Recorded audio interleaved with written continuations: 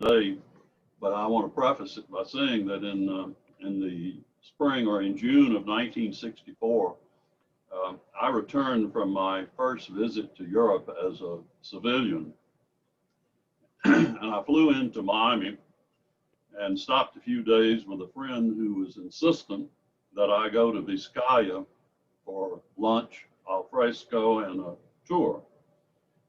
Well, my last stop in Europe had been the Italian Lake District with a goal of visiting Isola Bella on Lake Maggiore, which is generally considered the most unusual of all Baroque European gardens, conceived as a ship sailing across the lake with the snow-covered Alps to the north. Well, except for the Alps, I had found a spectacular European Baroque garden and palazzo right here in Florida, complete with its own stone barge offshore in Biscayne Bay, which was a sculpture by Alexander Calder's grandfather, Alexander Sterling Calder. So that was Viscaya, and today we have with us an Mccormick resident who is going to talk to us about both Viscaya and other projects of the Deering family in Dade County. Richard Farwell was the director of Viscaya Museum and Gardens for 8 years, and he's eminently prepared to talk to us about this absolutely incredible property along with the Deering estate to the south. So Richard, I'm turning it over to you. Okay, thank you, Roy. I'm going to talk about 3 properties from the Charles Deering and James Deering brothers in Miami-Dade County. These 3 historical properties. And I'm going to start off with the Buena Vista property that Charles started in about 1910. I'm going to talk about where these properties are, what they are, and who were responsible for them. This is an aerial. I'm using a red laser point, so I hope you can see it. I'll try and move it fairly slow. I've got it over the Miami airport right now to give you an idea where we are. And then this, if you've taken a tour from a ship and gone out of Miami, this is where the port of Miami is, at this area that I'm circling with the red. Just north of Miami, this piece of property that juts out into the bay, that was Buena Vista. That was 212 acres that Charles Deering purchased, and he built a Spanish Italian villa there with an extensive garden, had about 3 miles of canals and a lot of different animals, crocodiles and alligators. If you go 6 miles south, just south of the Rickenbacker Causeway, right here where I'm circling, that is James Deering Viscaya. So he was just 6 miles south. If you go another 12 miles south, down here where it says Chicken Key, just to the left of that, that is the Charles Deering estate. And also his brother sold Buena Vista and moved down to Charles Deering, and I'll talk about that later. All of these properties are within 18 miles of each other, all 3 of them. But I wanted to talk to you about some special aspects of both Viscaya and the Cutler estate. If you will look way out here to the left, that's the Everglades. The Everglades used to come all the way into the bay. There was a limestone ridge that runs from Miami, and it goes all the way down just south of Cutler. The water that used to come through the Everglades used to come and be diverted from this limestone ridge. And it caused a shoring on the other side of it where you had a bunch of mangroves. You can see what's happened over here in the Everglades, where the water has been diverted and away from Miami with all of the construction that's going on. The area down at the bottom left is all homestead.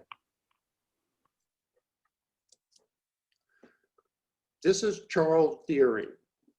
This is a painting, watercolor actually, by my favorite artist, John Singer Sargent. And this is Charles Deering. He was about 70 years old here in about 1920, and he's at Brickell Point. Both Charles and James' parents moved to or had a winter residence in St. Augustine in about 1890. And Charles and James used to visit them quite a bit in St. Augustine. Later, when the railroad, Flagler's Railroad, moved farther south, his parents moved farther south down to Coconut Grove and built a place. So both Charles and James were very familiar with the Miami area, even though it was pretty much in the wilderness of those days. It was quite fashionable for the wealthy to winter in a warmer climate, especially than the climate in Chicago. This is a sketch by Sargent. I think it's a better likeness of Charles Deering. Charles was born in 1852, and he passed away in Miami in 1927 at the age of 75. There's not a lot of information about Bona Vista. The as-builts, I don't think anybody has ever found. It is no longer in existence. It was sold to developers in 1925 when Charles was not very happy about all of the construction and everything and the real estate boom that was going on in Miami at the time. So he moved everything down to Deering at Cutler, which I'll talk about in just a minute after this. To the left is a watercolor by the architect that built this villa, Mediterranean Spanish villa for Deering. It's, I'm not sure whether this watercolor is a before that Deering could see what it would look like or after, but my guess is that it was built, or he did this watercolor after it was built, because I found the drawings of the proposal for the first floor of this villa. This area is the entrance that you would come into the courtyard where I'm circling with the red pointer. The northern part and this entrance was a service entrance. And this was all the servants' area. And then all the bedrooms were upstairs through this circular stairway that went to the second area. The dining room was over here, and this was the living room in this area right here. If you will notice, there are 3 openings here to the courtyard. That's the 3 openings, the arches here in this watercolor. Also, if you'll notice, the preliminary garden is not the same. It's been changed. So that's why I think this is probably a watercolor by McKenzie after it was built. At the same time Charles Deering built Bona Vista, he also had this medieval castle in Sitka, Spain. He had purchased this. He was a graduate of the Naval Academy, and he had traveled extensively in Europe. He also took time off to be a painter and went to Paris for a year, where he met a lot of these other famous artists like Zorn and Sargent. And he became very in love with Spanish, with the architecture and with the antiques, and started collecting. He purchased this medieval castle and a number of outbuildings in the town. He also had a place about 60 minutes south of here.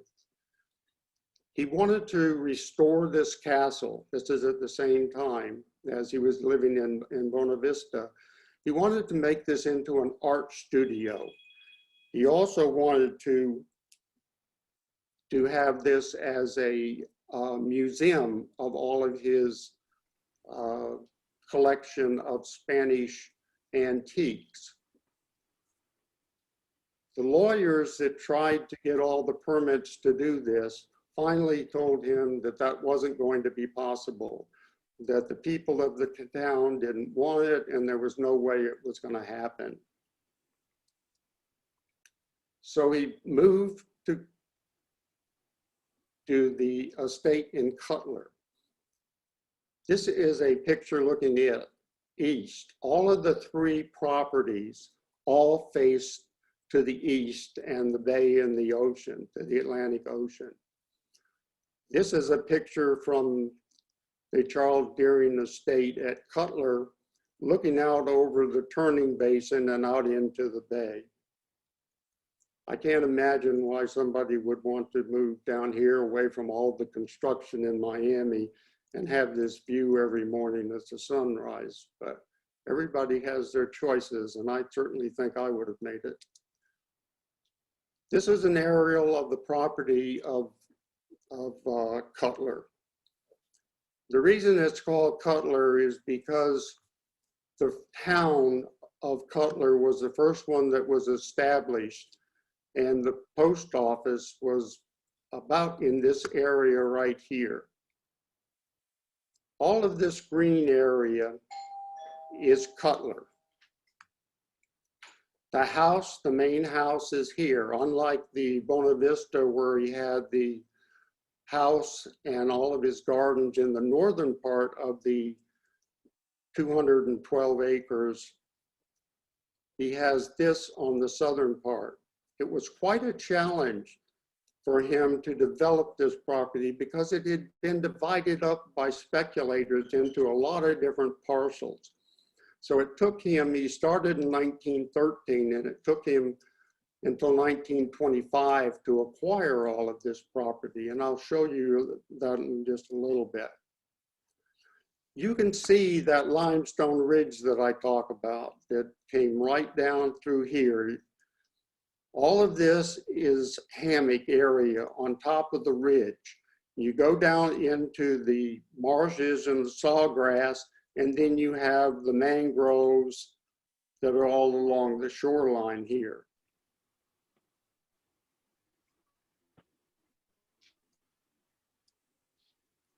This is a drawing that was made for the Parks Department.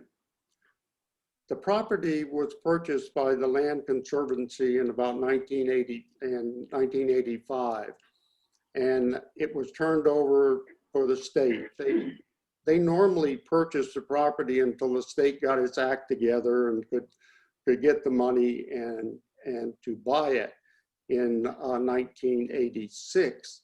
And as the state did with a number of their properties, they turned it over to the local government, to the Miami-Dade County Parks Department to operate it. It's still owned by the state, but it's operated by Miami-Dade County Park and Recreation Department. Some of the buildings that are there, you have, this is called the Rock House. You have the original 1900 Richmond Inn. This was the farthest south hotel in the United States at the time it was built in 1900. Also, you had a powerhouse and a water storage building. I want to point this area out right here because Charles Deering became acquainted with David Fairchild and with Dr. Small. And from the Botanical Gardens of New York. And he became very interested in the horticultural and preserving land. And that's why he put this land together in Cutler to preserve it. And Dr. Small had helped him quite a bit in the material to plant. He planted mangroves, he planted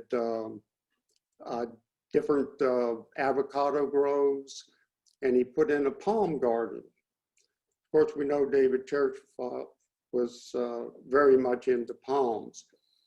Also, in his Bona Vista property, he had let David Fairchild, who was the agent for the Department of Agriculture, and he was sent down to Florida to develop, they believed, the government believed, the United States government believed that this was a great opportunity for vegetables and different fruits to be grown and shipped up north for the winter. So Deering had loaned him 12 acres of the 212 acres at Bona Vista. And that became kind of an experimental ground for different fruits and vegetables. Also, they did some experimenting with succulents and cactus. Dr. Small became very acquainted with Charles and helped him putting in a lot of these different groves and was his, you might say, his horticultural expert. And Charles would let him use his motor scooter, he'd let him use his motor yacht to go all over the Keys, even to Cuba. And he would finance a lot of these trips for Dr. Small. And Dr. Small helped him put in, this was called, you can see the J.K. Small hammock. He put in a cactus grove down here, as well as putting in a lot of palms and everything else. This is the property that he had to put together to get that 308 acres of the Deering estate at Cutler. He started in 1913. You can see this was really a major task to put all of this together. He purchased the Richmond Inn in 1915. You can see right here. Once he purchased that in 1915, he gave them about 3 months to move out. And of course, he paid a very good price for it. And then he started renovating that, and he made a number of renovations to the inn. He kept staying at Bona Vista until he could acquire all of this different land. And in 1925 down here, he finally purchased the last of the land. He sold his Bona Vista property, the 212 acres, for $6,080,000. The New York Times said that that $6 million private transaction was the largest in the south of the United States at that time. So he really did well by selling it at the height. But he wanted to get out of all of that construction and all of that and move down to what he felt was a nice environmental protection of the land and be able to enjoy the outdoors. This is a picture, an early picture of the 1900, before the Rock House was built, of the Richmond Inn, and it's looking through the Keyhole Basin. This is a picture I found taken by Dr. Small of the, and I'm pretty sure this is the cactus, part of the cactus that he put in at the Cutler estate. You can see where all the rocks were moved away. This is only a small portion of it. They put in the cactus, the succulents in here, and I have walked this area Roy said, I was the director of the Viscaya Museum. I was the executive director there for 18 years. But I also was, at the same time, I was the director of the Cutler estate for 2 years. Kind of a long story, but I was sent down there to help it get started after it was turned over to the Parks Department. I've walked this area, and there are still a few cactus that are in here, but most of them, most of the rare ones, had developed legs and walked away. This is the great stone house that was built in 1925. Once he gave up on Sitges, on the medieval castle, and his dream of having an art studio and a museum for all of his Spanish antiques, he decided he was going to make his home in Cutler. He had this built by Pace was the architect, a fairly simple house. It was made primarily for his art collection and his Spanish antiques, which he had shipped in the winter of 1922. He had it shipped to, most of it shipped to New York. A lot of it went to the Chicago Art Institute, which early on in his career, he was one of the board of directors. He called this the stone house because he wanted it to look like it was an old Mediterranean Spanish house when it was new. So he directed to use only the field stones that were already aged to build this house. This is the Richmond end that he had renovated that was built in 1900, and his stone house in 1925. Remember that he passed away in 1927, so he only was able to be here for live in here for a couple years. This is the living room. The ceiling 17 foot high.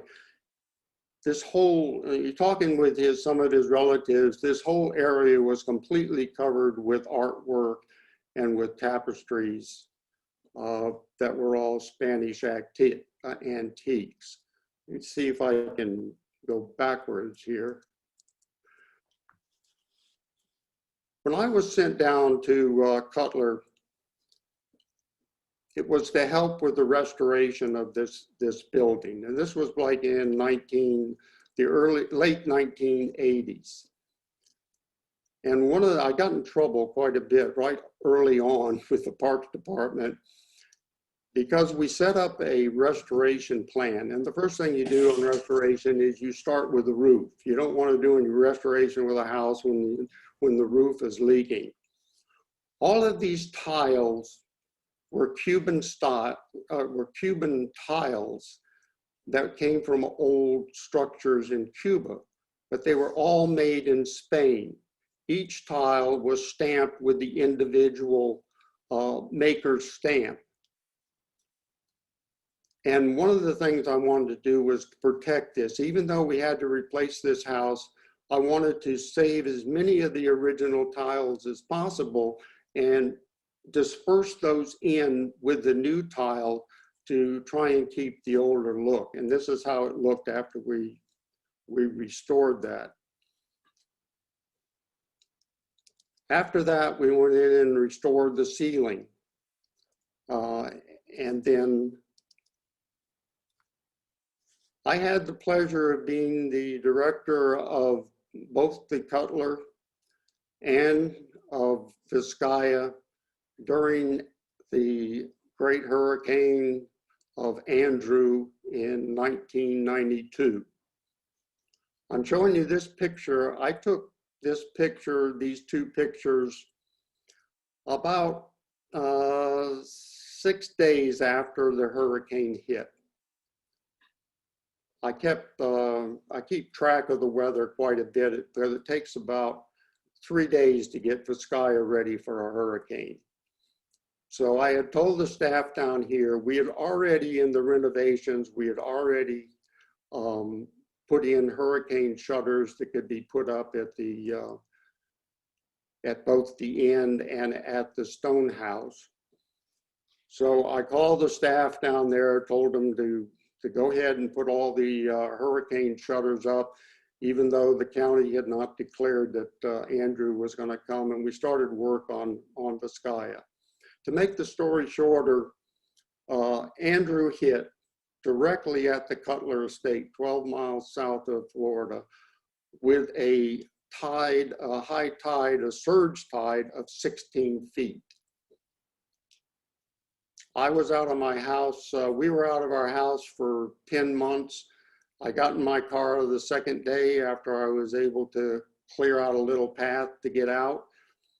My car had no windows in the back or the side, and I was able to make it to I was in contact with the Deering estate, but they couldn't get in because of all of the roads were closed.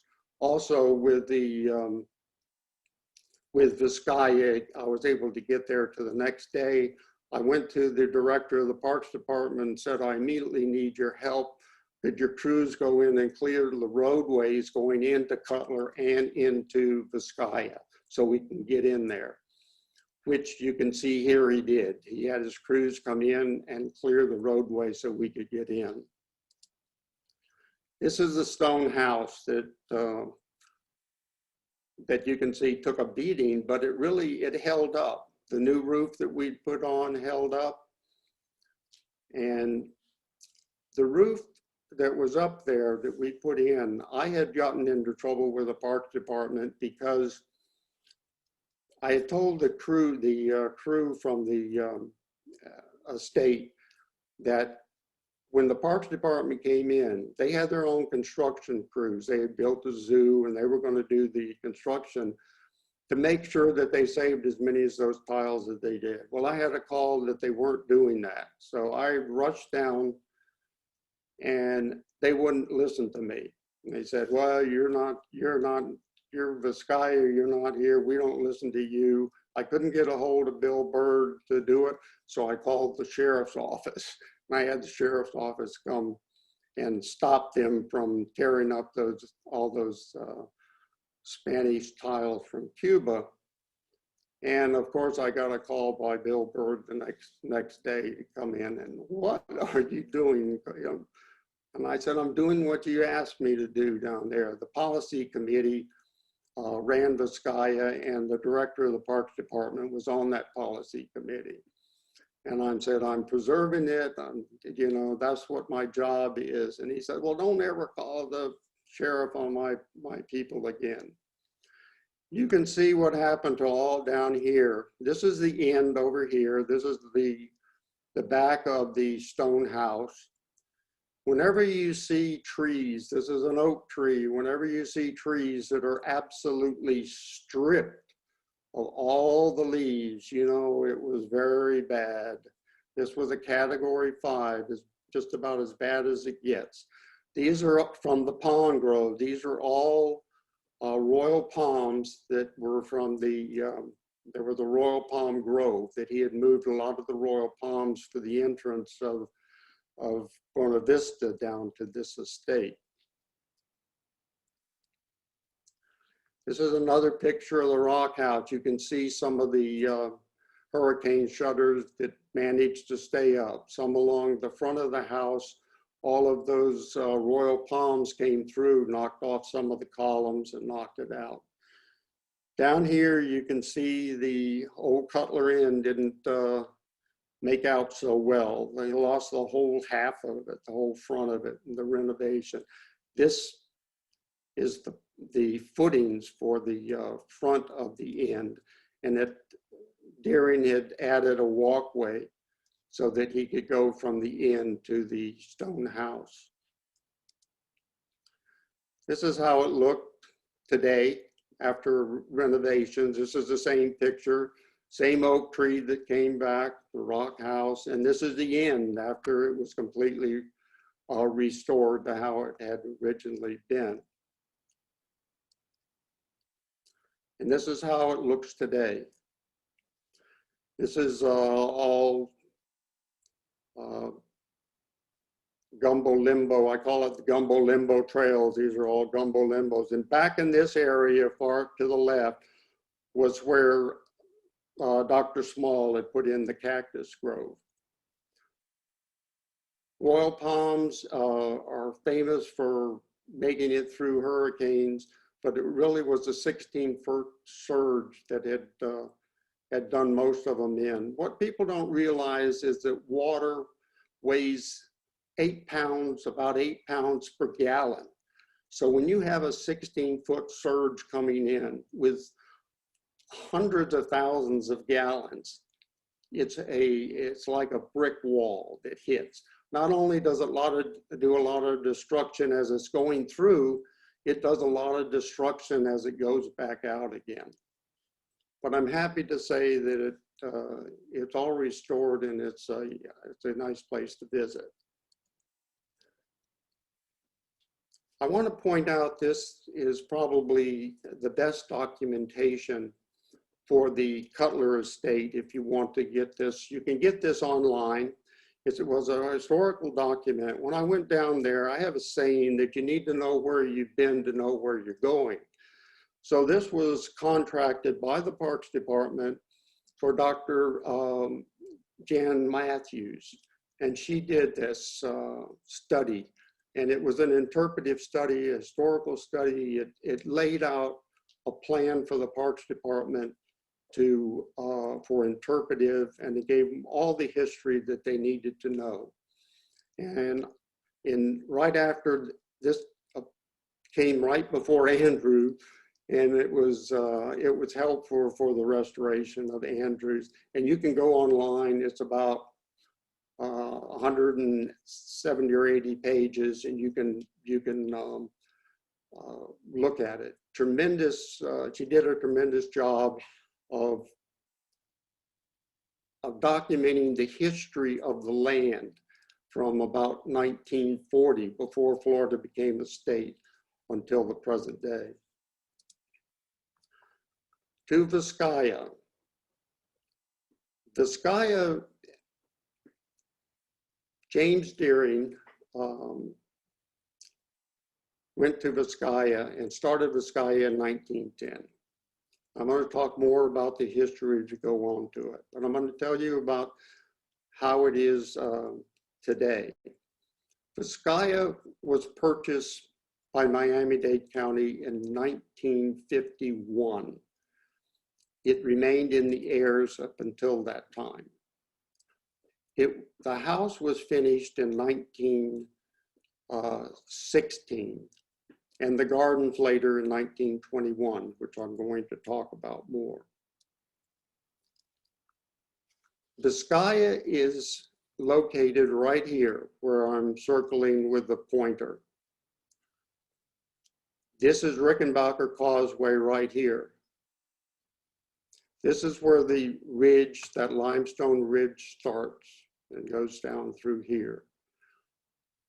Right where Sister's Bank is. Sister's Banks are spoiled islands for the Deering Channel that goes into Viscaya. What a lot of people don't know is that Deering owned half of Key Biscayne. This is Key Biscayne out here. You may know this as the winter White House of Richard Nixon. Deering owned this whole half of this. This area down here with the lighthouse at the end is called, that's a national park right now. And that is, I think, Cape Florida. And this is he took a lot of the landscaping, a lot of trees, and which I'll show you in a little while, and put them on the barges and took them over here to Viscaya and planted them in the gardens. This is a picture of James Deering, who built Viscaya. This is a picture, an oil picture by Zorn, when he was actually he was about 44 years of age and living in Chicago. He had a place in Chicago and also a place in Paris. He was the vice president of International Harvester. His father had started international harvester. He was from Maine, and he moved to Chicago, and he bought an invention by a man called Appleby. It was a hay baler, and he put all of his money into this, went to Chicago area, built a factory to build 1,000 of these hay balers. Well, it took off. And within 9 years, he had a factory right outside Chicago that was making 300,000 pieces of farm equipment a year. The reason that it was so successful is that the hay balers from the other major company, which was larger, the McCormick Harvester Company, was that they used wire for baling their hay. Well, Appleby had come up with a way of using a natural hemp cord that would bind the hay bales together. The reason this was important is because the clippings, the metal clippings from the wire, were going into the grass, and the cows were eating it and causing a lot of problems. So this natural, made out of a hemp type material, didn't bother the cows at all. So that was one of the reasons that it took off. Another picture here is, this picture was made with Deering sitting at Viscaya on the front loggia. This is a watercolor, again, by John Sargent. And Deering made most of his money. He was the vice president. He was in charge of foreign sales. He was very much in charge with the logistics of the factory. And one of the things that this really helped him in building Viscaya was that he realized that not only did you have to control the factory, but you had to control the resources that went into it, all of the metal. And they went out and they started buying mines and everything else, so they control every aspect of the farm machinery they were built. I'm going to show you how that came important to doing Viscaya. In 1902, the Deering Harvester Company merged with the McCormick Company. And that were the two largest companies. McCormick was actually bigger that were making. And the merger wasn't going too well. And so each of them were kind of very suspicious of the other. So a company in New York, the Morgan Company, got them together and said, okay, we're going to have to bring in different management to do this. They did, and then it took off. And this is the reason that they became very wealthy. In this Gilded Age of country houses and so forth, this was the first time that Americans had really gained worldwide wealth in the 1880s and 90s. So he retired in 1908. So he was a very wealthy man at this time. And he could have built a home anywhere he wanted to. At this time, he had a home, as I mentioned, in Chicago, and he also had a home in Paris. In 1910, he decided that he was going to build in Miami. The reason for that, I think, first of all, everybody was told, you know, go south for the winter. And of course, somebody that lived in Chicago in the winter would easily want to go south for the winter. And it was also, all the doctors at that time said it was better for your health to spend the winter in a warmer climate. In 1912, he picked F. Farwell Hoffman to be his architect for Viscaya. And Beryl Hoffman was born in 1882 and he passed away in 1980. When he became the architect for Viscaya, he was 30 years old. And there was a reason for that. This was the landscape architect, Diego Suarez.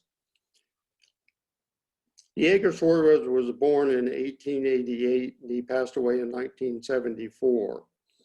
And he was 26 years old when he did the landscape for Viscaya.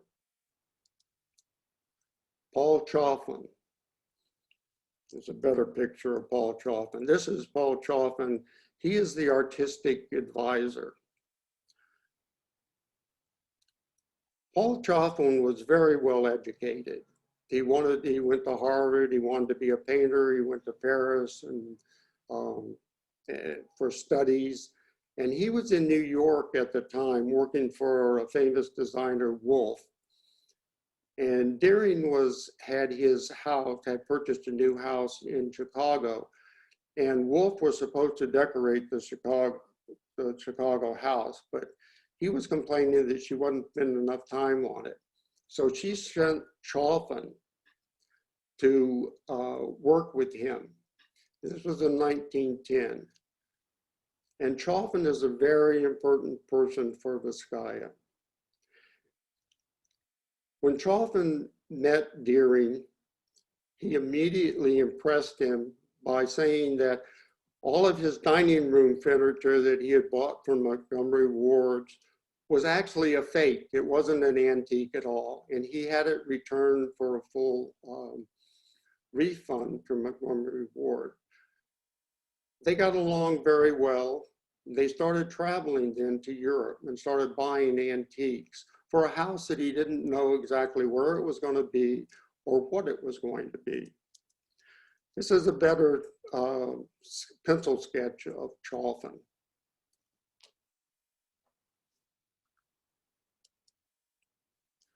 This was a major contractor, Sykes and Company out of New York. Back to Viscaya. Viscaya was, as I said, was started. The architect was chosen in 1912. Sykes and Company was hired. They started in 1914 on building the house. Deering did not decide to build a house in Miami until about 1912, when he hired Hoffman to be the architect. And at that time, he didn't know whether it was going to be Spanish or whether it was going to be Italian or whether it was going to be French. And all the preliminary drawings were of a Spanish-French type chateau house.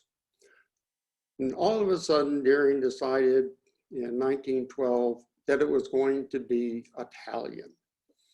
So Chaffin, who was his artistic advisor, they started traveling more into Europe and buying more and more antiques for this house. This is an aerial view that was taken in about 1988.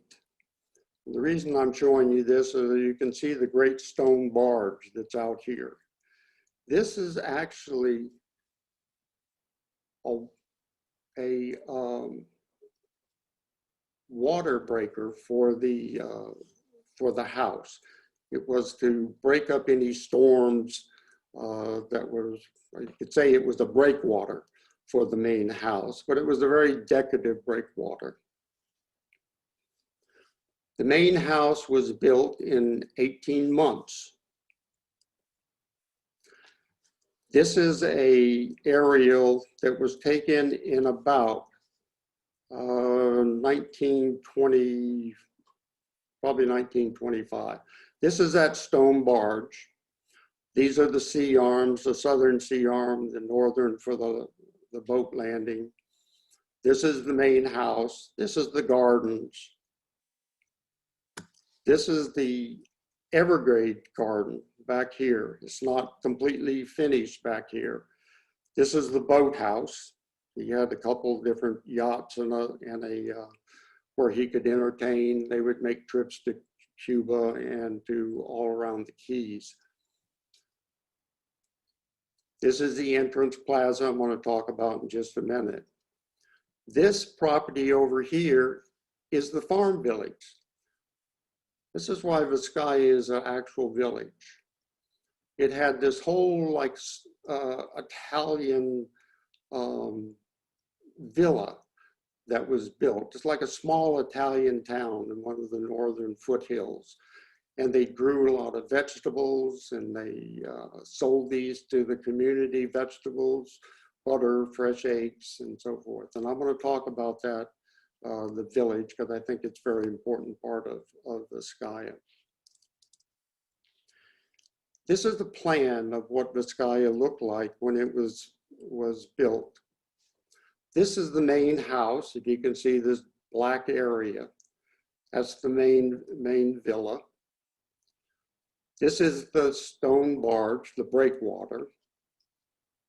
This area back here, this part right here, and all of this area was purchased in 1912 from Mrs. Brickell. And he paid quite a bit of money for it. It was 130 acres for about $1,000 an acre. And he complained bitterly that Mrs. Brickell really I can't see your pointer. So a couple things I want to point out. This is the main house. This is South Miami Avenue that runs along here. This was not there when Deering bought Viscaya. This was the main road that came through here, this dark line. This was the road that went to Coconut Grove, the main road, and it went along here and it came out here. Deering did not want a road, even though it was a small road. He didn't want it within his property. And it was a right-of-way. So he talked the city of Miami to give him that right-of-way for ownership. And he would build a nice new big road on South Miami Avenue for him. And that's what he did. And the farm village is over here across the street. This dark line is he made into a canal.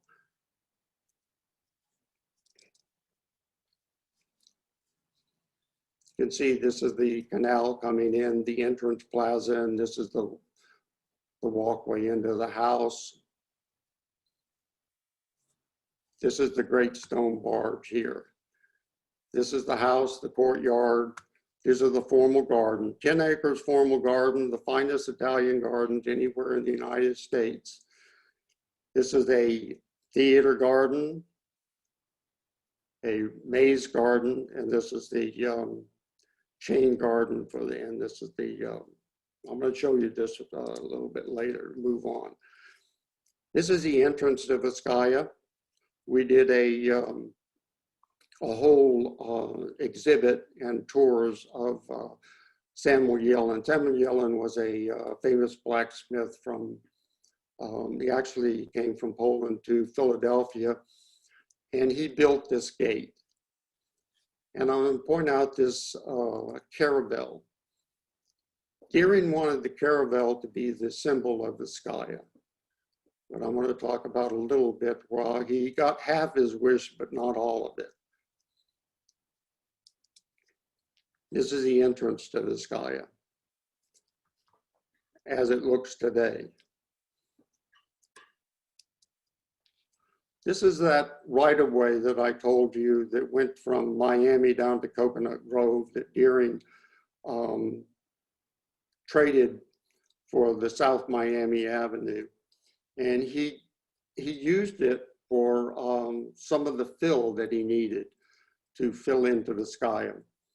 Because this rock ridge that I talked about before, most of his architects wanted him to build on this ridge. But he went against them and told them that I'm going to build next to the water. This is the entrance plaza, and this is called a natural bridge. They actually made it by digging underneath it. This is the entrance plaza as it looked in about 1915. And I'm showing you this because this is kind of a good example of how the rest of Viscaya was built. If they didn't have antiques to do it, then it was built. Everything was built by a model.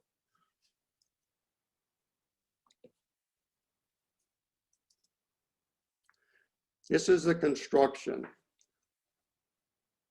There was 3 types of stone I'll talk about in just a minute. The local limestone was oolitic limestone and was very porous and very soft. And it could be used for certain things, but not for any construction. They would cut big blocks out and they would put it on. And then you can see over here, they would build a little structure and they would carve it. They would carve it exactly to the dimensions that were on the plans. Hoffman had a lot of draughtsmen, and Chaufman, the artistic advisor that really was the, put Viscaya together.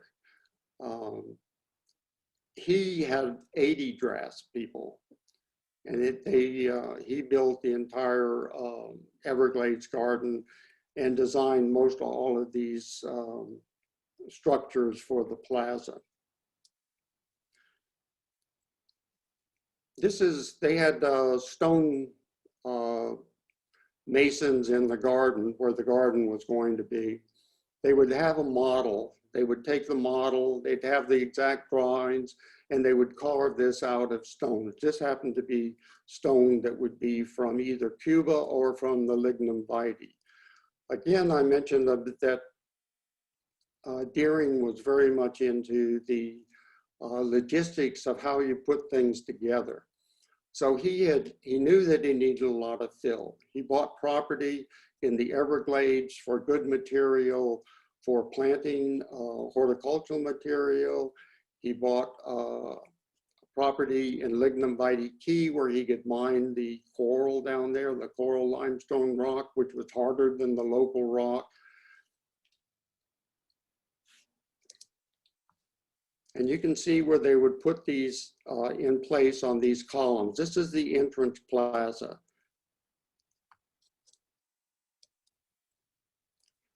Again, when the entrance plaza was finished, and they'd have these columns, and this was what they would carve out of those blocks on the top of the local limestone.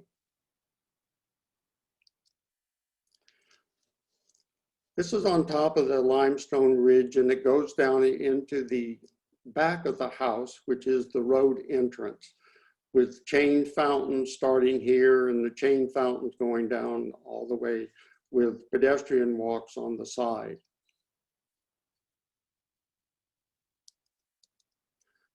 This is how this entrance looks today. And I put this in for Roy, and I'll tell you why.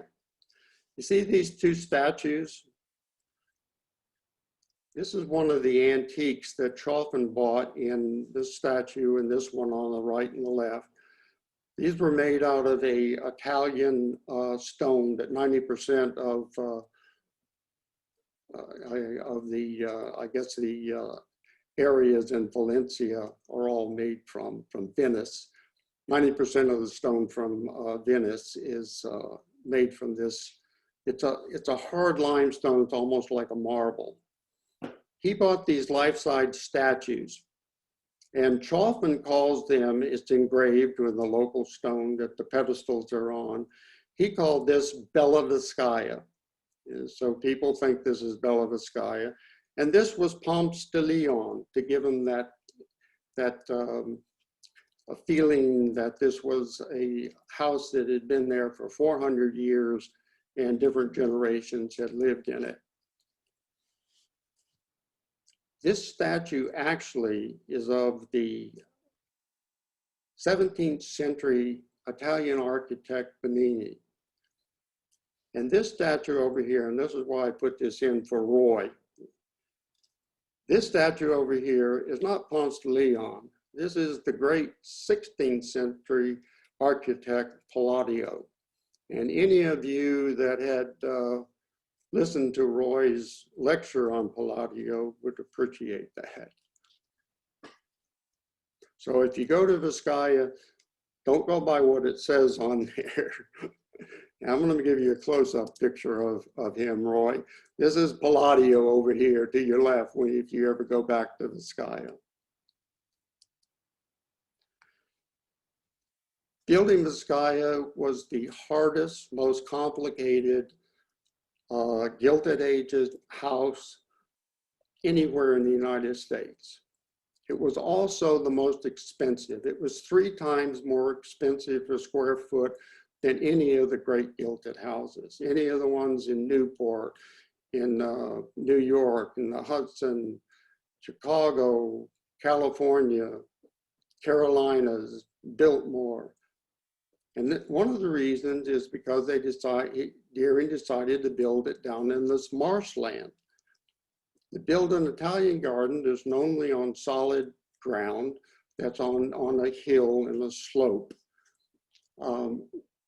is not possible in Miami.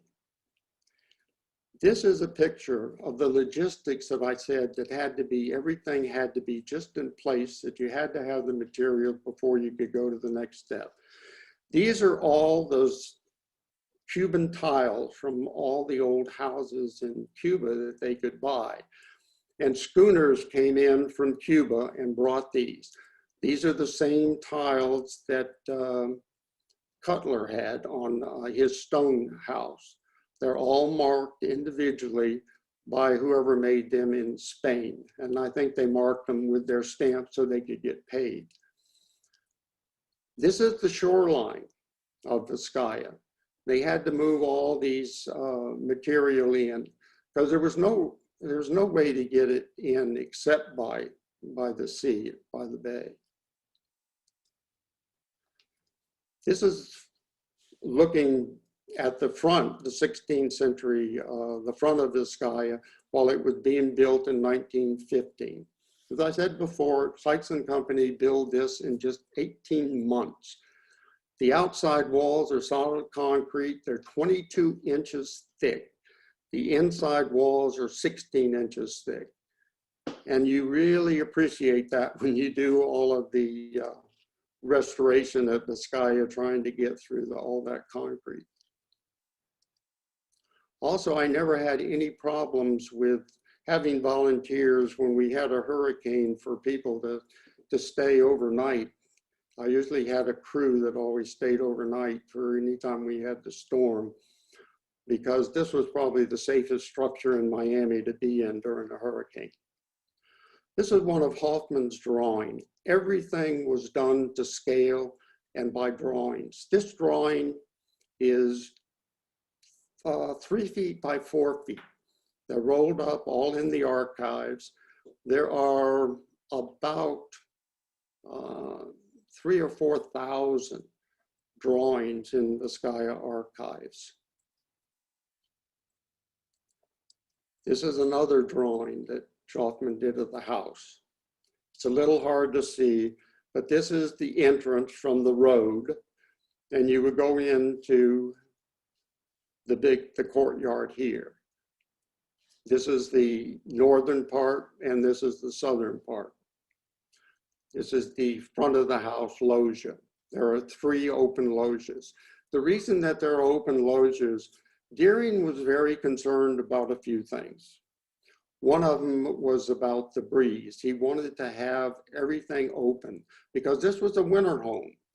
He was also concerned about the mosquitoes and the bugs and everything else. But he wanted to have it open and take advantage of the sea breeze. And that's one of the reasons that he did not build on the hammock up on the top of the ridge for 2 reasons. He wanted to save the hammock. He didn't want to destroy it. And it is a fantastic hammock. It has a number of state champion trees and some of the very unusual ones, the lignum vites and those kind of trees. a lot of Gumball Limbos and those. He said in one of his letters, and most of the information that I have is from these letters. There are 24,000 of these letters. That was the only way they could correspond in the Viscaya archives. And that's where most of the historians have gotten their information. This is a little easier to look at. This is from one of our earlier guided tour maps, where you come into the entrance of Viscaya and you go into the reception room, the North Hall living room, into the East Loggia. This is the open loggia, music room, dining room, into the enclosed loggia that goes out into the garden. I'm going to hurry up here so I can get through with this. Kind of running short on time. This is a model. Marconi and Company in New York, where Hoffman was, they built models of everything that was to be built. This is the front loggia from the seaside. This is the 16th century. And there are probably 15 villas in Italy that different people have said that it resembles part of this or resembles part of that, but it's really not like anything in Italy, but it does resemble different periods. This is it's very much the gardens and the house are Italian Baroque in style, although the furnishings inside are many different styles, as if 400 years of different generations had decorated it. I'm going to show a few things that happened real quick here. These eaves, you can see even with this model how they cast shadows down here. There were a number of different things that were designed, but when they were built, they were changed. They had to change because of one reason or another. This is how the front of the house looked once it was built. You notice these eaves, this whole front is completely changed. Once it was built, Chauffin did not like the shadows that hung down from the overhang of the roof here, so he completely redesigned this. This is a sundial that's up here. This is Darren's balcony. This was his bathroom, and this was his bedroom in here. Another change that was made, this is a little blurry, but I wanted to show you when Chauffin got down and they looked at it at an angle. He wrote Deering and he said that we need to put a false window in here. And he told him because of that, because when you look at it at an angle, you see three, and this is the guest room in the tower. You see the three, it doesn't look right. And Deering wrote back and said, no, don't make any changes till I come down and see it. Well, Chauffin, like a lot of different things, went his own way, and he put in one false window so Deering could have a good look and see what it is. And of course, again, Deering agreed with him and finalized, they put another one over here. This is the tea house. It's on the southern sea arm. And this is how Viscaya looks today. You can see these false windows up here. Unfortunately, we had to put, after Anda, we had to put a lot of hurricane shutters permanently because it would take us 3 days to get it ready. So we put up these which changed the shadows quite a bit. Again, on the construction, I'm going to go fairly fast through here to get to the gardens. One thing I wanted to point out, this is the entrance loggia. Hoffman built double columns. These are support columns. Again, the stone was not strong enough from either the local site or from the quays. So they went to Cuba where the limestone is a lot harder and they could use for structural. And they brought in these big blocks, and these are made of 3 different blocks of columns. And he put double columns in the back entrance of the house, the road entrance of the house. He put single columns on the side. This is the gallery, the second story. And one of the unusual things that I think was really, really nice, he put a set of four columns in the entrance loggia. These are the wind speed and the wind direction from the wind vane up on the top. These are the 4 columns. You can see how they built them in 4 different sections. This was an open loggia, and this is how it looked, not quite today, but when I was there. And this is, he had heavy canvas. Chalfin had heavy canvas, so that in the bad weather, they could close this off. And this is the entrance loggia coming in from the 16th century Baroque side. There was a big argument that Deering wanted the caravel to be his symbol of Viscaya, but somebody had shown a seahorse that washed up on the shore to Chalfin. So he decided that he wanted the seahorse to be. And so he compromised. Deering came down one time and he looked at it and he said, I see 10 seahorses for every caravel. What's going on? So Chalfin added this model of the seahorse in the entrance loggia. This is the weather vane. Chalfin got his way, put the seahorse up on top of the building. Deering moved into Viscaya on Christmas Day, 1916, with a big fanfare. He came in by sea. Chalfin had the lights go on in a sequence. He had cannons fired off, and he had a big masquerade ball. Deering was very much into the social life, not like his brother Charles. He was very much in Chicago, he was on the social register. In 1917, the Architecture Review did an entire magazine on Viscaya. I don't have time to talk about, it'd take a week to talk about everything at Viscaya, but I'm just trying to talk about the landscape primarily. This is one of the pictures that were taken. This is how we used a lot of these pictures to keep Viscaya and where all the furnishings in. This is the reception room, pretty much Rococo in style, Louis XIV. This is the music room. This is the basement. The basement actually is the first floor. Viscaya is built up on 3 sides, except on the north side where you go into and you have this basement. So actually the first floor is the second floor. This is the smoking room. There was also a bowling alley. There's a swimming pool that is 1/3 under the house.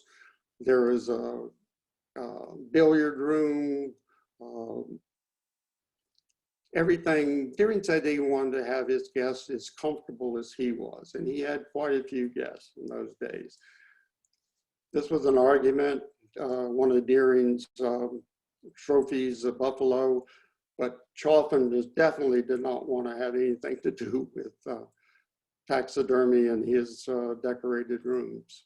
But he compromised, put one here and put one in the main living room. He put the moose head up here. This is actually a French fireplace of the 17th century, but this is in the living room. And I don't have time to go through all of this, but I just want to give you a few, and I want to give you just a couple examples of things that you would never find in the tour guides at Viscaya. This is how the back of the room looks today. One of the experts in Italian and in Palladio told me that this is a perfect Palladio double cube. as if you went to Roy's lecture, you would understand that Palladio was one of the first to enter a three-dimensional, a cubicle, to the architectural, to all of these rooms with very specific formulas, not only on the length and on the width, but also onto the height of these buildings. There are like 4,000 antiques to talk about, which I'm not going to talk about today.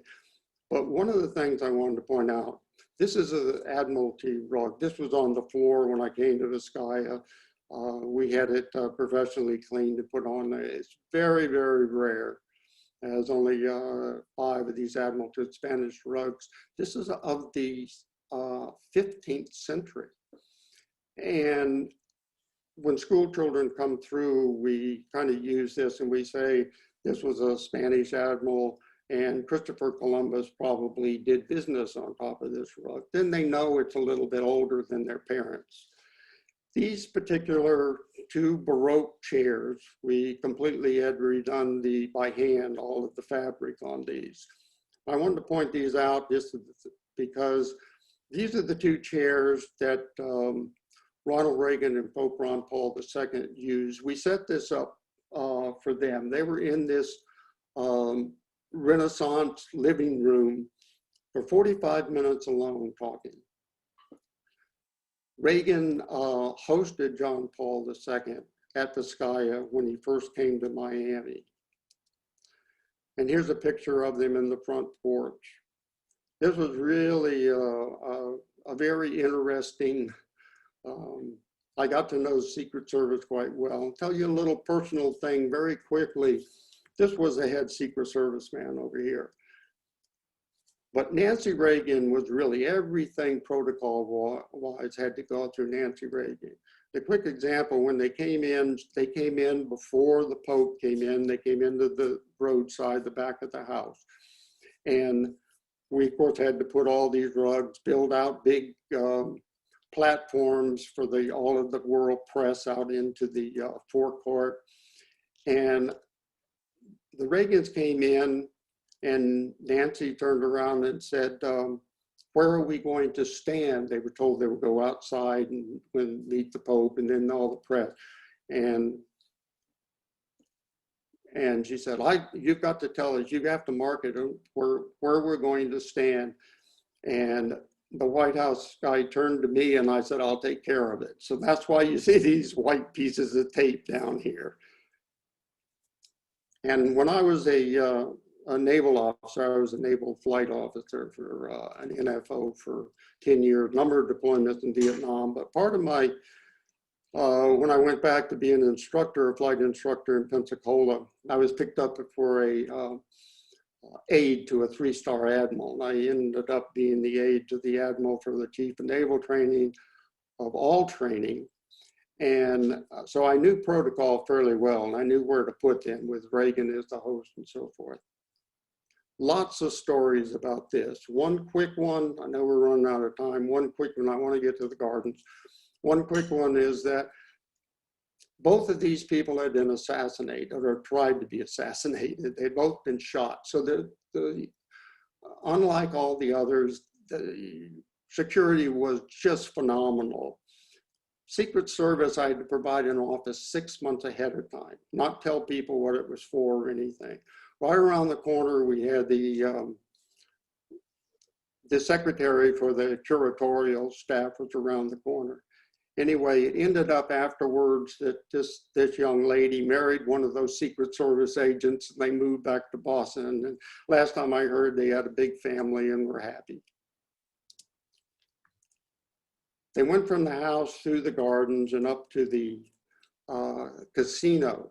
I'm going to talk about the casino and why it's there in just a minute, and addressed all the world press. It was a pretty big event.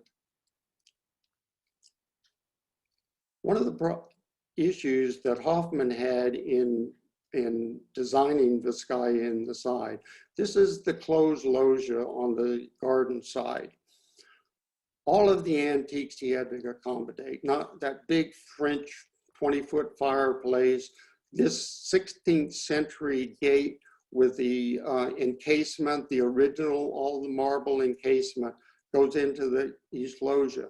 To accommodate this, the room above this is the breakfast room. You go up 3 steps into that room.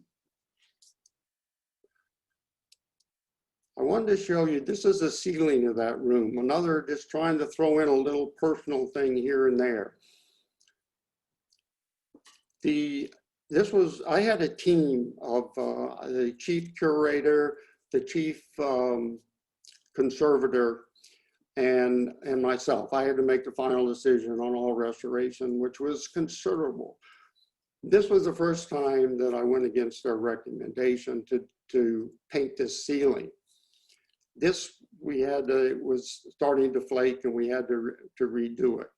My chief conservator, very well trained from Italy, had worked in the Metropolitan. He wanted to set up scaffolding and paint it all by hand with brush. There was another company, and I forgot they were St. Louis someplace, that did airbrushing with the air paint. And they had done some marbleizing for us and so forth in the past. A chief conservator said this would take about 6 to 9 weeks. But knowing that every one of his estimates for doing restoration was at least probably took 3 times longer. This would have to be closed off to the public.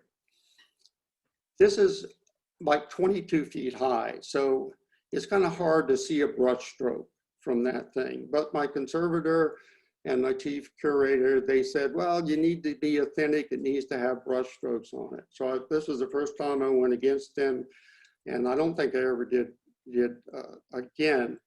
But I told Emilio, that the chief conservator, that he could be in charge of the colors, make sure that because colors fade. You can't use computer coloring for these old paints because it picks out the darker color. And that he would be in charge, and we would do all the color samples. There's about 6 or 7 different colors in here, including the frieze. This is the frieze, the blue, kind of Wedgwood blue that goes all the way around the edge. And this is how it looked after it was finished. I think it was, and they both agreed that it was fine. One of the things you want to do in restoration, you never want to do anything that you can't undo with the science of the day that you do it.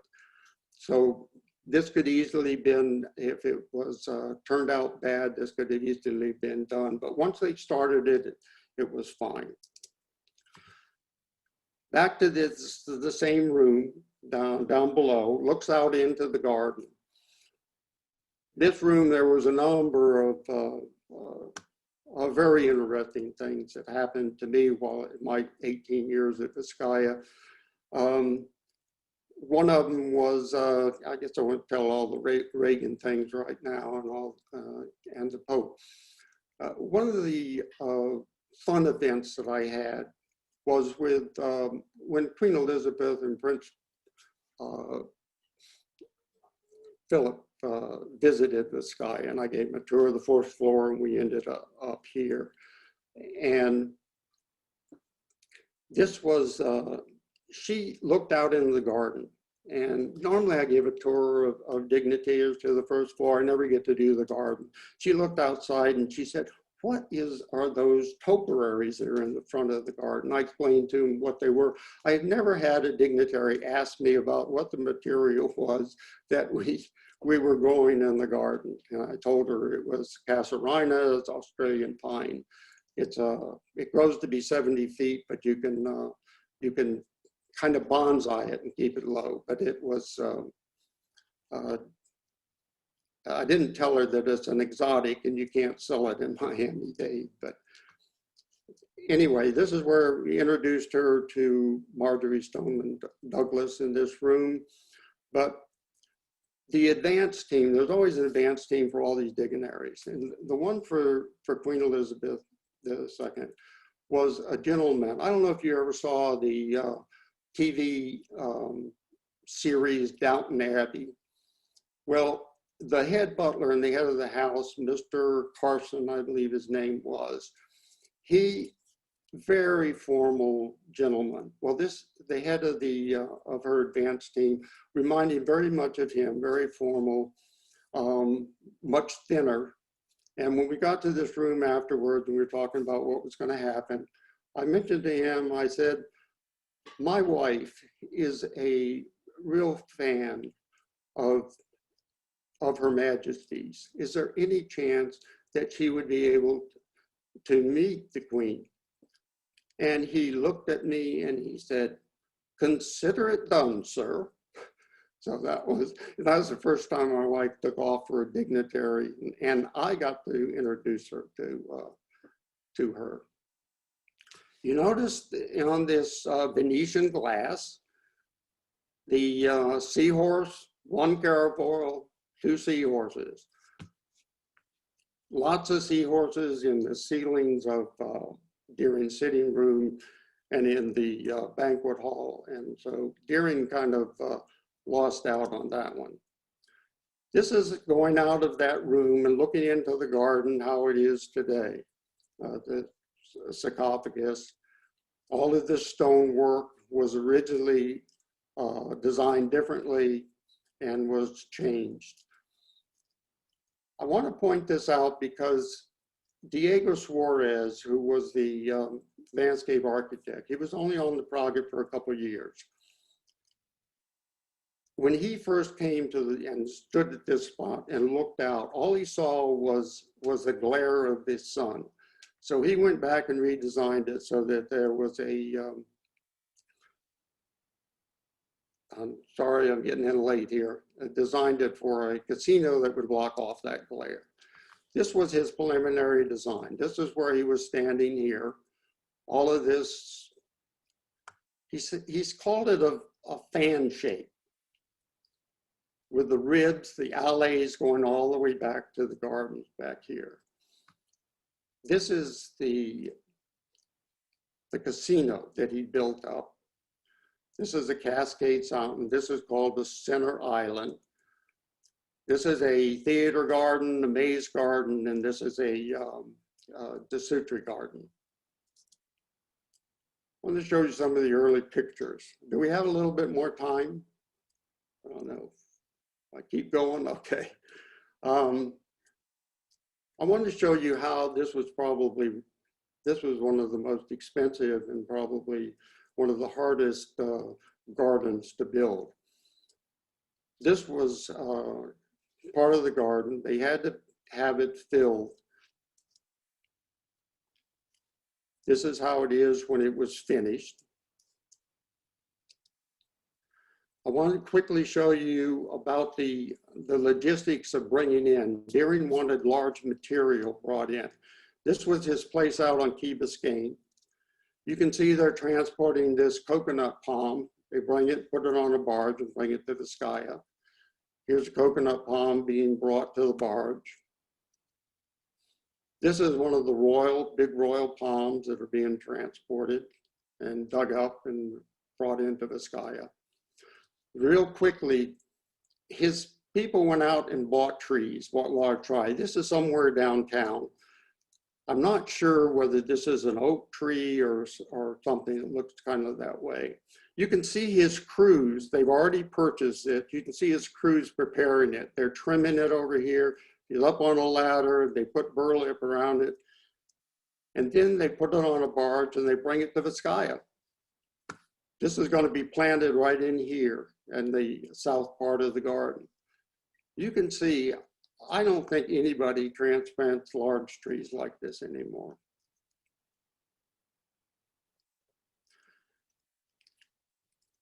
This is where that tree was planted over here.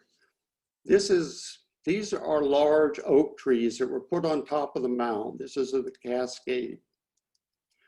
This is how the oak trees look today. Deering put different orchids and in the trees, and he said that he had a place over in the village where they grew orchids, but he said all these orchids he's putting in the tree are not to be cut. We're just going to cut the ones that are in the propagation house. You can see there's an orchid over here. This is either an encyclia or probably a dendrobium. There were cattleyas and other orchids that were put in the tree. This is the steps going up from the rose garden. I wanted to show you this because this gives you an idea. This is back in the southern part of the gardens. You can see this is the mangroves back here. You come down from the limestone ridge and you come into marsh. This is all sawgrass. And this is all, they had to dredge this all out. This is the road to the tea house, or to the boathouse, I'm sorry. You notice all these palm trees over here. These are royal palms, 265 of them all came from Cuba and were transported here. The original design was for one row of royal palms to go down the center of the road to the boathouse. But Chalfin changed it and made the pedestrian way down the middle and put 4 rows. The gardeners in their diaries and so forth said they did not lose one of those royal palms. This is a quick, I wanted to show you everything in the garden, over 10 acres of the formal garden. Everything had to be put on footers because it was at sea level. So they had to put all these footers in. This is just for the, what was originally the orchid garden, but they couldn't grow orchids in it. We now call it the secret garden. As you can see the water and the issues that they had. They had to do pilings for the main house also to make sure it didn't sink into one of these sinkholes. This is another example. They're building the marine garden back here, and this goes over to a Japanese moon type bridge. Everything, you can see these men in here, they're up to their waist in water. Everything had to be on pilings and concrete poured. Here's a picture of that bridge that goes in back to the Everglades Garden. Deering had a gondola.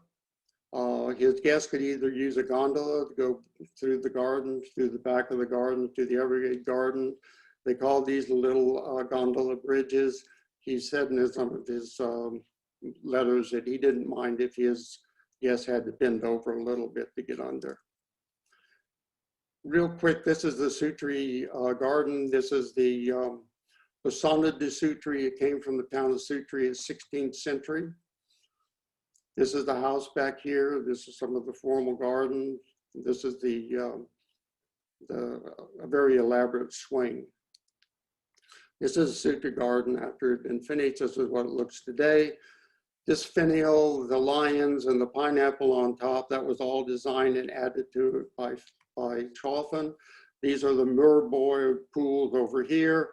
The water comes out of their mouth, not from someplace else. This is all those casuarinas, the Australian pines. If you keep them cut down low, you can almost bonsai them.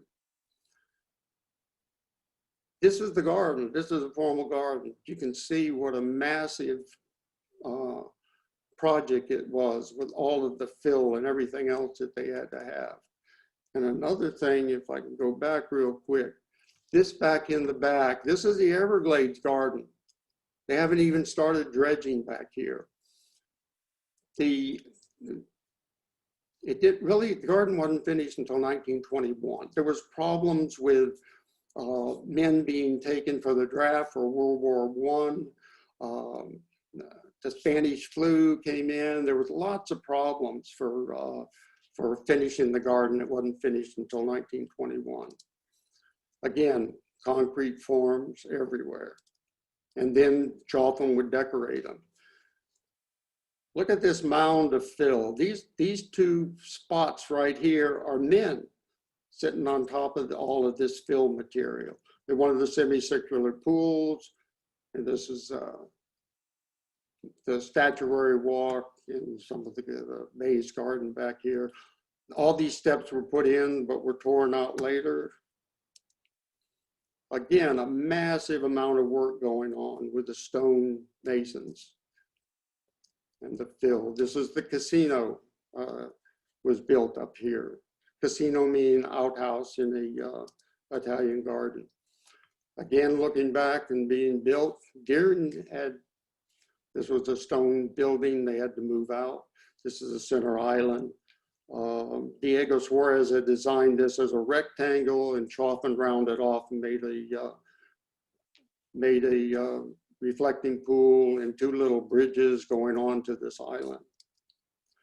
This is basically how the island looked when it was finished, when Deering moved in. This is the casino and all of the material. And this is the cascading fountain coming down the big grottos. Stone barge, quickly. Do we have time to go a little longer? I'll go ahead, and anybody who wants to stay. Keep going, and people who don't want to watch it can turn it off. Okay. This is the first time I did this program. I went an hour and a half and didn't get halfway through it, so I eliminated a lot of things. I'm going for it. Just keep going. Okay, the Great Stone Barge. This is a signature piece at Viscaya. And the first time I went down there, I thought this tea house, there's something amiss that was wrong.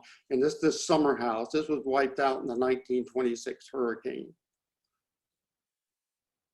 This is the breakwater that I showed you earlier. And this is the tea house that kind of matches that. This is this Roy had mentioned about Alexander Sterling Calder. Here they are out there. He had actually made molds of everything, not molds of everything, but plaster casts of everything. And then that was sent down, and they did the rough drawings, and then he came down and did the final sculpturing at Viscaya. They built an area so he could do it in the shade. This is how the Great Stone Barge was built. It was actually built on the edge of the land. This was the beach right along here, and then they dredged out around it. See, they've started some dredge work here. This, I think this is the boathouse of William Jennings Bryant, who was a neighbor of Deering.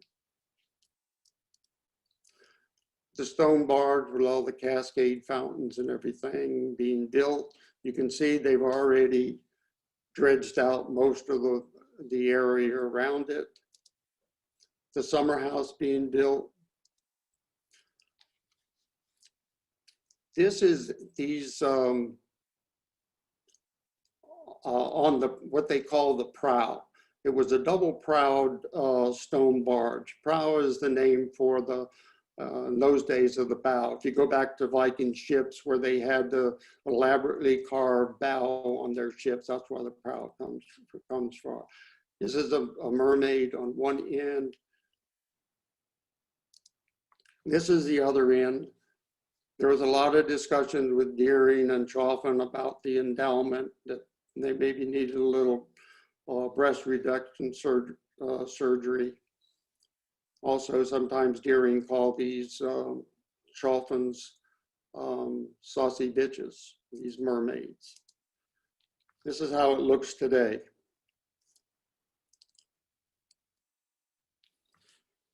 I want to talk quickly about the farm village. This is the farm village because I think it's very important. And I almost got fired trying to save it and did save it from the Parks Department. There's a deed restriction that was for Viscaya. Viscaya was bought for $1 million in 1951 by the county. Very, very controversial. It was, people thought that it would be a white elephant. They didn't think the taxpayers would pay for it. Deering was paying $35,000 a year in taxes. They would lose that, and they thought it would be a white elephant. The commission went ahead and they purchased it. The family took back revenue again. I say the family, it was to the nieces of Deering. And you'll hear about the Deering Mccormick's Foundation. They owned all of this and so forth. And the reason McCormick is into it is because Deering's oldest daughter married one of the McCormicks. In fact, Charles was against the marriage. And so James Deering, who loved the nieces and left all of his, most all of his fortune to them when he passed away in 1925, married them in his place in Paris. So the county bought it for $1 million in revenue bonds. The family gave $50,000 to start it as a museum, and it opened as a museum in 1952. Because they had gone through and did not take a vote on it, there was no taxpayers' money could be used for Viscaya. Viscaya did not receive any local money, could not under the deed restriction until January 4th, 2000. And that's one of the reasons I had to go over there and operate it as a in the black, where it could not use any of the taxpayers' money to operate it. It was quite a challenge. This is the village. It was this is the gatehouse. This is the plaza I showed you, the entranceway. There is the gatehouse. This is a garage. This was the machine shop. This is the superintendent's house. This is a beautiful little courtyard where you have a dairy, you have the coach house, you have the mule and barn and the hayloft, and you have this chicken coop I'll show you in a minute. This was the propagation house where they did orchids and everything else, and this was all of the groves. This is an early picture of what it looks like. This is the superintendent's house. This is the garage. These are the gatehouses over here. This is the back of the gatehouse. One of the reasons you can tell you're in the village is that all the gates are wooden, not made out of iron. This is the picture of the garage. Superintendent's house again. This is the slat house. This is the propagation house that they built. Beautiful building. It's no longer there. That's another long story about the property over there. I think it looks very similar to the Japanese pavilion in the 1893 World Pavilion that they had in Chicago, the Columbian exhibition of 1893. Very similar to that. I think Chaffin got that idea from there. This is the hen house. You can see that they had all the, besides hens, they had all other kind of things. This is the picture today of that hen house. It's a pretty big building facing this courtyard. This is a watering trough. I want you to point out these elliptical windows, very, very unusual. And people said that Chaffin did that because it reminded them of the chicken eggs. This is the mule stable. Look at this. This is Chaffin, all Chaffin. Instead of just slats in there for the breeze, for the hay, this is for ventilation. This was where the Parks Department had their, the director had their office. This is why there's steps going up in here. This area right up here is where I started my career in Dade County. I started as a park planner too, and my office was behind here. Unfortunately, I couldn't look out. This was all sheetrocked in, and it's a story for another day. How I came from a park planner to director of Viscaya. This is another house. I mean, if you go, don't miss the village. I risked my career saving this and all these buildings this is a house that was added 2 years later because they needed more housing for families. So Chaffin built this. Here he was true to the stone railings going up, but he did put a little bit of ironwork in for a patio for the employees, but he put in these little porthole windows also. So I've rushed through some of this, maybe some of it for another time, but I wanted to point out this book. This is my last slide, and then I'll take questions. This is probably, I think there's been many different books and papers written about Viscaya. I think this is the best one, published in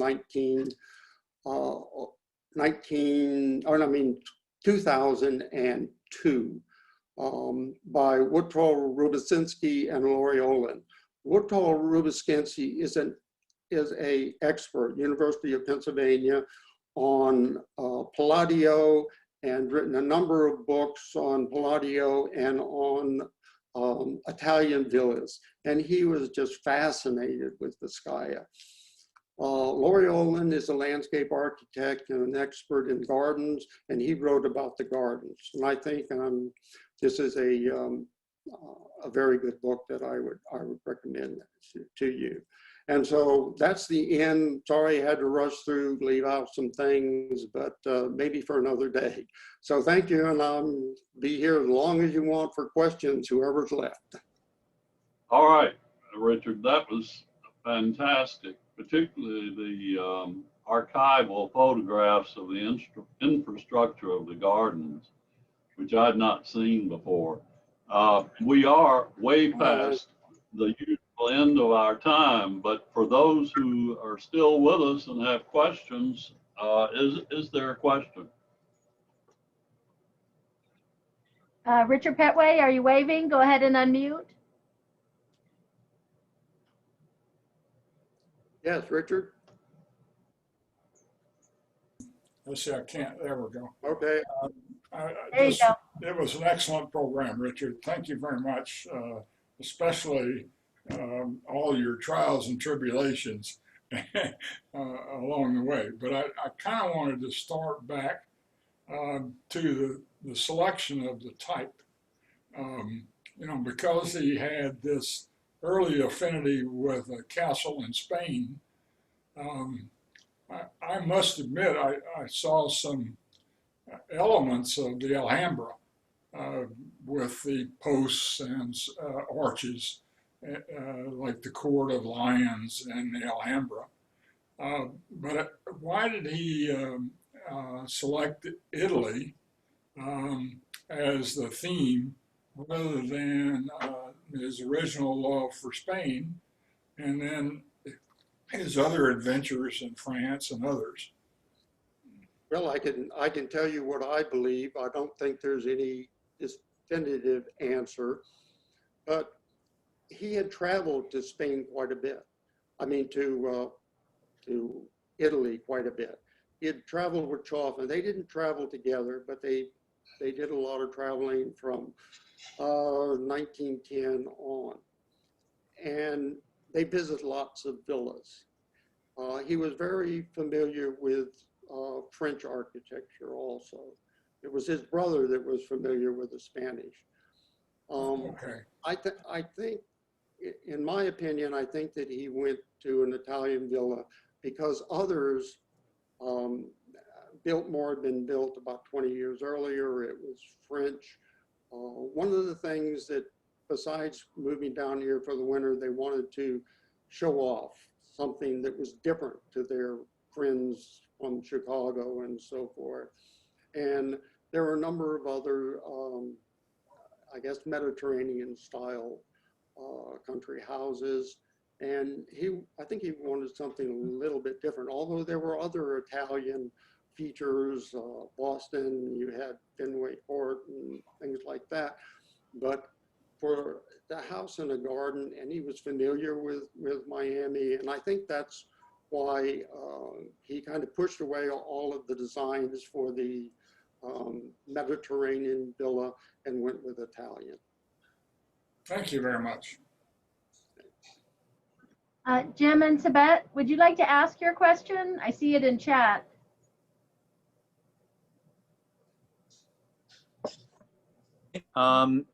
There was a beautiful photo of a floor, I believe it was the inside Ocia, And you said that it's how it used to look. Does that mean it was changed? And why would they have done that? I'm sorry, changed what? There was a photo of a beautiful floor. I think it was the inside loggia. Do you recall? And it had the caravel in the ceiling. Doesn't ring a bell, huh? A beautiful tile floor. I talked about a lot of different stairs and that were being torn out. And It was a floor. Do you remember that? We were wondering if it got torn up for some reason, because you said this is how it used to look. I don't recall that. Sorry, I can't be more specific. We enjoyed seeing the photograph. You can just skip on to the next question. Thank you. Thank you. It was a wonderful talk. Well, thank you. I'm sorry I don't remember that slide. Okay, I think that's it.